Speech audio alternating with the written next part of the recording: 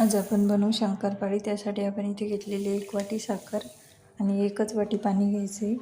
साखर पाण्यात थोडीशी विरघळवून घ्यायची आणि गरम करून घ्यायची. त्याच्यानंतर याच्यामध्ये टाकायचं आहे अर्धी वाटी तूप. तूप चांगलं गरम करून घ्यायचं आणि नंतर ह्या पाण्यामध्ये आपल्याला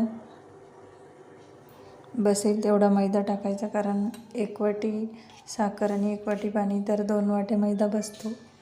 अशा पद्धतीने आपल्याला कणिक मळून घ्यायची साखरच्या पाण्यामध्ये. वरून थोडंसं चवीनुसार मीठ टाकायचे आणि नंतर हे मिश्रण अशा पद्धतीने घट्टसर मळून घ्यायचं. आणि आता कढईत तेल टाकू. तेल गरम होतं तोपर्यंत आपण शंकरपाळी लाटून घेऊ.